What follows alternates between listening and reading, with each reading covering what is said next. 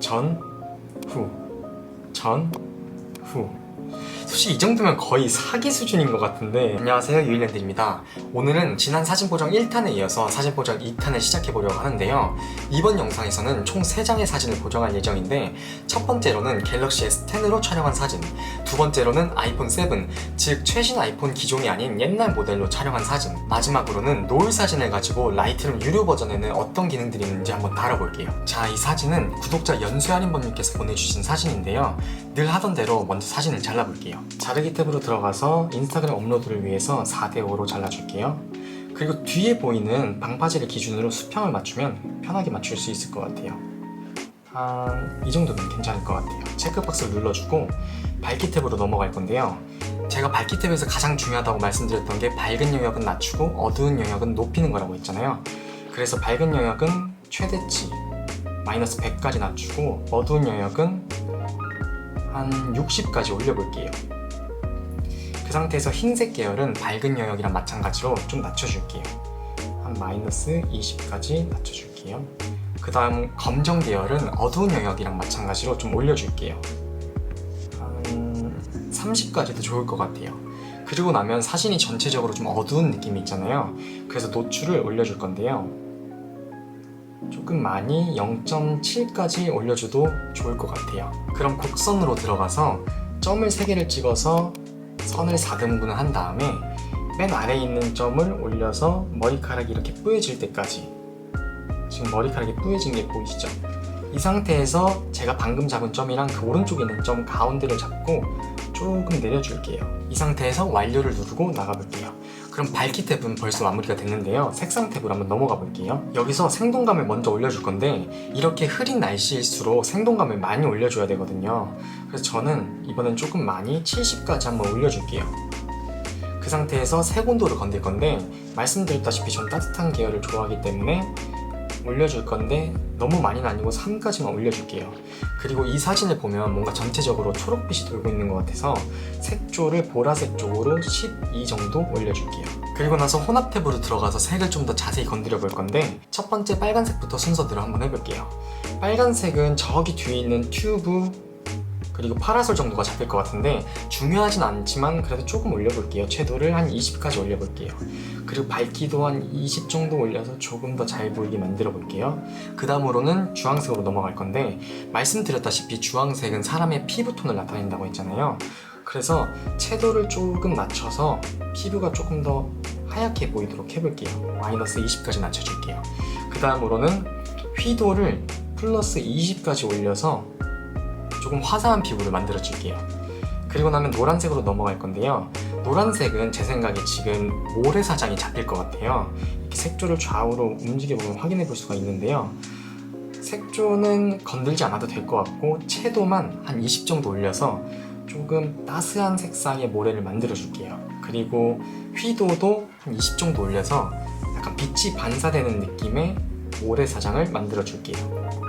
그 다음으로는 초록색으로 넘어갈 건데요. 초록색은 사실상 저기 멀리 뒤에 보이는 여기 나무들이나 이 앞에 보이는 미역밖에 없을 것 같은데, 조금 생기 있는 미역을 만들어주기 위해서 색조를 20 정도로 올려주고 채도는 건들지 않고 뒤에 있는 나무가 조금 더 잘 보이게 할 수 있게 밝기만 한 30 정도 올려줄게요. 다음으로는 하늘색으로 넘어가 볼 건데요. 하늘색에는 물이 많이 잡히기 때문에 지난번에는 제가 다루질 못했잖아요. 이번에는 바다가 있기 때문에 설명을 드릴 수 있을 것 같아요.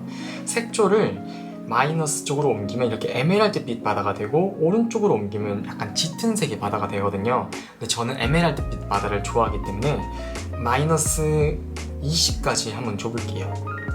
그 상태에서 채도는 조금 더 진한 에메랄드 색이 좋을 것 같아서 한 20까지 올려줄게요. 휘도는 건들지 않고 파란색 탭으로 한번 넘어가 볼게요. 파란색은 하늘이 잡히기 때문에 제가 되게 중요한 색깔이라고 말씀드렸잖아요. 저는 청록빛을 좋아하기 때문에 마이너스 20까지 내려볼 건데요. 지금 보시면 하늘뿐만 아니라 이렇게 바다까지 같이 잡히는 거 볼 수 있잖아요. 그래서 이것도 한 가지 팁이라면 팁일 수 있는데, 특정 색상이 이 사진 속에서 나타내는 영역이 어느 정도를 모를 때는 이렇게 색조나 채도, 휘도 중에 한 가지를 골라서 값을 크게 움직이면 이 색상이 얼마큼 분포하는지를 알 수가 있거든요. 이걸 알고 나서 보정을 하시면 조금 더 디테일하게 보정을 하실 수가 있어요. 아무튼 저는 청록색을 좋아하기 때문에 마이너스 20으로 맞춰볼게요. 그 다음으로 채도는 조금 더 진한 하늘색이 좋아서 40까지 좀 많이 올려줄게요. 그 다음으로 휘도는 조금 사진이 어두워질 느낌이 있기 때문에 한 20 정도 올려줄게요. 이렇게 되면 파란색은 끝이고 다음으로 보라색으로 한번 넘어가 볼게요. 보라색은 사실 제가 주로 마이너스 채도 100을 낸다고 했잖아요. 왜냐면 머리카락 같은 어두운 부분에 보라색이 조금 보이는 게 싫어서 그렇게 한다고 말씀드렸었는데, 이번 같은 경우가 이제 예외가 될 수가 있어요. 왜냐면 입고 계신 옷이 보라색이기 때문에 채도를 마이너스 100으로 빼버리면 옷이 이렇게 사라져 버릴 수가 있거든요. 그래서 이번에는 조금 수정을 해줄게요. 색존을 조금 올려서 한 10 정도로 올려서 원래 옷이랑 가까운 색을 만들어주고, 채도는 지금 조금 진해진 경향이 있기 때문에 한 마이너스 25 정도로 색을 조금 빼볼게요. 그 다음으로 옷이 조금 어두운 경향이 있잖아요. 그래서 휘도는 좀 과감하게 50까지 한번 올려볼게요. 그리고 나면 분홍색 템만 남았는데 분홍색은 딱히 건들 게 없을 것 같아서 여기서 마무리를 할게요. 완료를 누르고 이제 효과로 넘어갈 건데요. 텍스처는 말씀드렸다시피 질감인데 파도의 물결이나 이렇게 사람의 선, 모래알갱이까지 선을 조금 살리기 위해서 한 30 정도로 올려볼게요. 그 다음으로 부분 대비는 강렬하게 만드는 건데 너무 많이는 변화를 주긴 좀 그래서 한 5 정도만 올려볼게요. DH도 너무 큰 변화는 없이 한 5 정도만 올려줄게요. 그리고 나서 마지막으로 비네팅을 좀 건드려 줄 건데요. 이번에도 피사체는 중앙에 있기 때문에 몰입감을 좀 주기 위해서 비네팅을 너무 많이는 아니고 마이너스 10 정도를 줄게요. 그럼 이렇게 사진 보정이 끝이 났는데요. 마지막으로 전으로 한번 비교해 볼게요. 전, 후, 전, 후. 엄청 많이 달라졌죠. 저는 솔직히 사진 보정을 하면서 안드로이드 폰으로 찍은 사진이 보정이 잘 안되면 어떡하지 라는 걱정을 했었는데, 누가 저한테 이걸 아이폰으로 찍었는지 갤럭시로 찍었는지 물어보더라도 대답을 못할 정도로 비슷하게 보정이 된 것 같아요. 그럼 다음 사진으로 한번 넘어가 볼게요. 이 사진은 구독자 선님님께서 보내주신 사진인데요. 먼저 자르기로 들어가 볼게요. 4대5로 맞춰주고, 사실 수평은 잡을 게 없을 만큼 수평이 잘 잡혀 있어서 피사체가 가운데로 오게끔 크기만 조금 줄여줄게요. 한 이 정도면 좋을 것 같아요. 체크박스를 누르고 밝기 탭으로 한번 넘어가 볼게요. 밝은 영역은 100까지 낮춰주고 어두운 영역은 올려줄게요. 이 사진은 90까지 올려도 괜찮을 것 같아요. 그리고 흰색 계열은 마찬가지로 내려주고 한 20 정도, 그리고 검정 계열은 어두운 영역처럼 올려줄게요. 30 정도. 또 사진이 약간 어두워졌기 때문에 노출을 0.5 정도까지 올려줄게요. 그리고 곡선으로 들어가서 점을 3개를 찍고 0을 올려서 머리카락이 약간 뿌얘질 때까지 0을 올리고, 그 상태에서 가운데 점을 찍고 조금 내려줄게요. 네, 이 상태로 됐으면 완료를 누르고 색상 탭으로 한번 넘어가 볼게요. 색상 탭에서는 생동감을 먼저 올려줄 건데 한 70까지 올려도 괜찮을 것 같아요. 그 다음으로는 색온도를 건들 건데, 이 사진은 애시당초 약간 따뜻하게 나온 것 같아서 색온도는 그대로 두고 색조만 플러스 7까지 한번 올려줘 볼게요. 그 다음으로 혼합 탭으로 한번 들어가 볼게요. 혼합 탭에서 빨간색부터 건들 건데, 빨간색은 여기서 철조망 그리고 뒤에 있는 절의 빨간 부분 정도 잡힐 것 같은데 중요하지는 않지만 색깔을 마이너스 10 정도로 조금 더 부각을 시켜볼게요. 그 다음 채도를 한 20 정도 올려서 조금 더 잘 보이게 하고 밝기도 한 10 정도 올려볼게요. 그 다음으로는 중요한 주황색으로 넘어갈 건데요. 항상 했던 것처럼 주황색에서는 채도를 낮춰줄 건데요. 조금 더 하얀 피부를 얻기 위해서 마이너스 15까지 낮춰볼게요. 그 다음으로는 화사하게 만들기 위해서 휘도를 좀 올릴 건데요. 플러스 10 정도만 올려줄게요. 그 다음으로는 노란색으로 넘어갈 건데요. 노란색은 지금 보이는 바위들이 많이 잡힐 것 같아요. 이런 식으로 색조를 왼쪽으로 가면 붉은색, 오른쪽으로 초록색인데 지금 이 색깔 있는 그대로가 좋아서 색조는 그대로 놓고 채도만 20 정도 올려서 조금 더 노란기가 있는 바위로 바꿔줄게요. 그 다음으로는 초록색으로 넘어갈 건데요. 초록색은 저기 뒤에 보이는 나무들이 잡힐 건데 이 나무들 지금 생기가 없어 보여서 일단 채도를 80까지 좀 과감하게 올려줄게요. 이 상태에서 초록색 나무도 이쁜데 뭔가 이 바위랑 어울려지는 색깔도 이쁠 것 같아서 이번에는 색조를 마이너스 한 30까지 내려볼게요. 그리고 나서 휘도는 조금만 더 잘 보이게 하기 위해서 20을 올려볼게요. 그 다음으로는 하늘색 탭으로 넘어갈 건데요. 하늘색은 말씀드렸다시피 물이 잡힌다고 했잖아요. 여기도 물이 있기 때문에 이 물색을 약간 에메랄드 빛으로 바꿔줄게요. 마이너스 50 정도면 좋을 것 같아요. 그 다음으로는 조금 더 진해도 좋을 것 같아서 채도를 50 정도까지 올려볼게요. 다음으로는 파란색으로 넘어가 볼 건데요. 청록색 하늘로 일단 바꿔볼게요. 마이너스 20 정도면 좋을 것 같아요. 그리고 나서 채도는 조금 진한 하늘이 좋기 때문에 플러스 30까지 올려줄게요. 이렇게 했더니 하늘이 조금 어두워진 느낌이 있잖아요. 그래서 휘도를 좀 올려볼게요. 한 35까지 올려볼게요. 그리고 나서 보라색 탭으로 넘어가 볼 건데요. 보라색은 여기에 중요한 보라색이 없기 때문에 채도를 마이너스 100으로 두고 분홍색은 딱히 건들 게 없기 때문에 건들지 않고 완료를 할게요. 그 다음으로 효과로 넘어갈 건데요. 효과 탭에서 텍스처는 뒤에 보이는 이런 바위들의 선들을 많이 살릴 수 있기 때문에 여기서는 조금 많이 한 40까지 올려줄게요. 그리고 부분 대비 같은 경우는 조금 강렬하게 하기 위해서 10 정도 올려줄게요.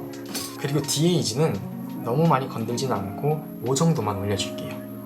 그리고 여기서도 마찬가지로 피사체가 가운데에 있기 때문에 비네팅을 마이너스 쪽으로 7 정도만 자연스럽게 티가 나지 않는 정도까지 내려줄게요. 이렇게 하면 이 사진도 보정이 끝났는데요. 마지막으로 전으로 한번 비교해 볼게요. 전, 후, 전, 후.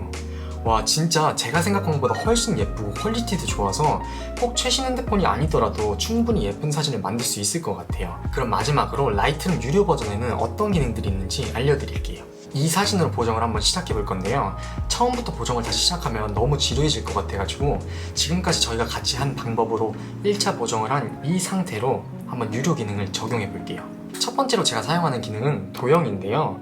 도형 탭을 눌러서 이 중에서도 저는 왜곡이란 기능을 정말 많이 사용하는데요. 이게 어떤 기능이냐면 사진 중앙을 중심으로 양쪽이 왜곡되면서 늘어나는 거예요. 보여드리는 게 이해가 빠를 것 같아서 한번 보여줄게요.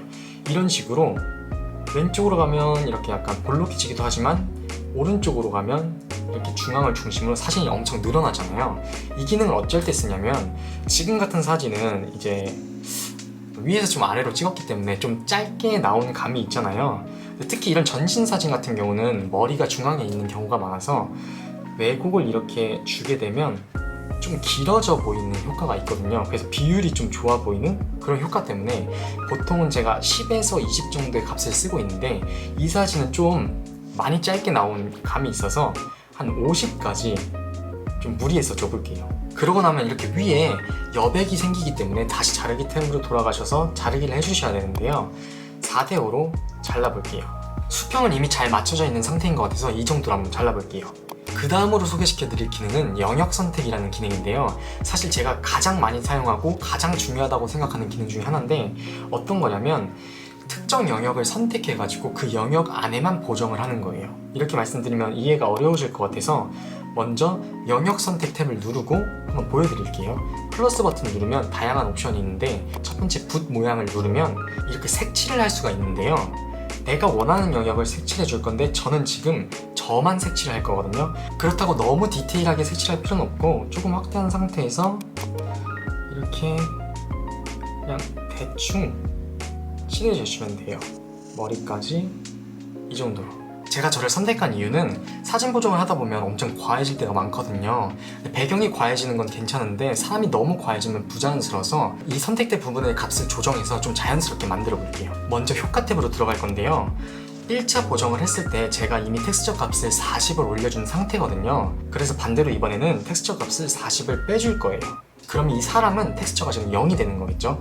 그리고 부분 대비도 제가 아까 30을 올렸었는데 마이너스 30을 빼줄게요. 그럼 이 사람에게는 지금 효과값이 적용이 안 된 거여가지고 아까보다 비교적 부드러운 걸 보실 수가 있어요. 그러면 그 다음으로는 밝기로 들어갈 건데요. 밝기는 왜 들어가냐면 아무래도 이 사진의 주인공은 저잖아요. 그래서 주인공을 조금 더 부각시키기 위해서 많이는 아니고 노출값을 한 0.1 정도만 살짝 올려줄게요.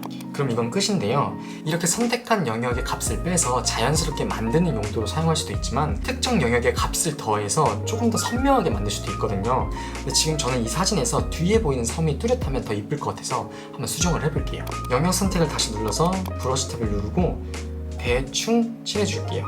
이렇게 빨간색 속에 비는 곳 없이 칠해준 다음에 효과 탭으로 들어갈 건데요. 텍스처를 이 부분만 한 50까지 올려줄게요. 그럼 벌써 선이 뚜렷해진 걸 볼 수가 있죠. 그 상태에서 부분 대비도 한 40까지 과감하게 올려줄게요.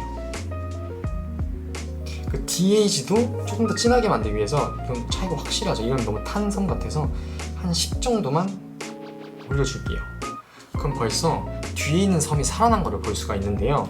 이런 용도로도 사용할 수 있기 때문에 상황에 따라 알맞게 사용하시면 좋을 것 같아요. 다음으로는 영역 선택의 그라데이션 툴을 가지고 이 사진을 완전히 바꿔줄 건데요. 먼저 영역 선택으로 한번 다시 들어가 볼게요.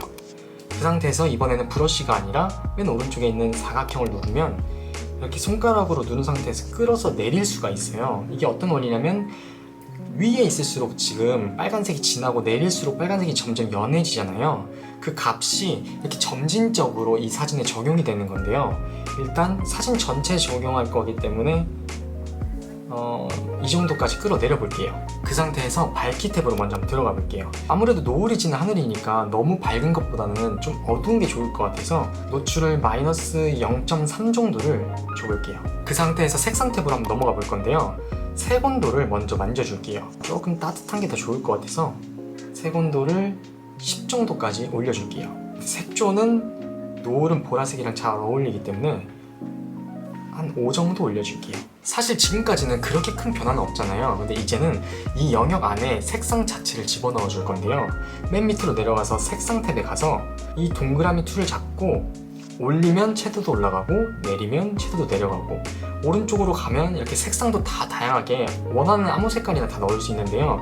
아무래도 노을이니까 빨간색이랑 잘 어울릴 것 같아서 그냥 빨간색의 채도를 55 정도까지 올려줘 볼게요. 그리고 나서 체크박스를 누르면 와 진짜 엄청 많이 변했죠.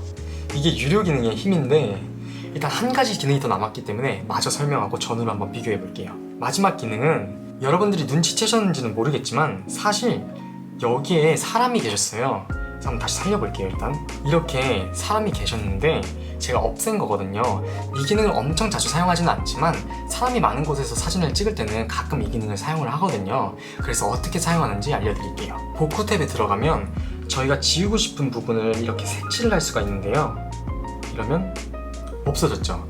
근데 이게 어떤 원리냐면 저희가 선택한 영역이랑 이 사진 안에 있는 특정 영역이 대치가 되면서 사라지는 거라서 만약에 이게 디테일하게 삭제가 안 됐다면 여러분들이 이렇게 수동으로 대치하고 싶은 부분은 이동해서 수정해 주실 수가 있어요. 저는 지금 이 정도면 만족스러운 것 같아요. 그럼 확인을 누르고 돌아가 볼게요. 이렇게 멀리서 보면 거의 티가 안 나죠. 여기까지가 제가 사용하는 유료 버전의 기능들이었고요. 한번 마지막으로 전후로 한번 비교해 볼게요. 전, 후, 전, 후. 솔직히 이 정도면 거의 사기 수준인 것 같은데 아무튼 저는 만족스러운 사진이 된 것 같아요. 자, 조금 길었지만 이렇게 사진 보정 2탄도 잘 마무리를 했는데요. 마지막으로 여러분들에게 사진 보정 실력을 단기간에 올릴 수 있는 제가 썼던 방법을 알려드리고 싶은데요. 물론 다양한 사진을 보정해보는 게 가장 좋겠지만 한 장의 사진을 가지고 여러 가지 색감으로 보정해보는 것도 실력 향상에 큰 도움이 될 것 같아요. 끝으로 사진을 보내주신 구독자님들에게 정말 감사하다는 말씀 드리고 싶고요. 영상에 선정되신 두 분에게만 기프티콘을 드리는 건 너무 야박한 것 같아서 메일을 보내주신 모든 분들에게 기프티콘을 드리도록 할게요. 앞으로도 이런 기회가 있다면 많이 참여해주시면 감사하겠습니다.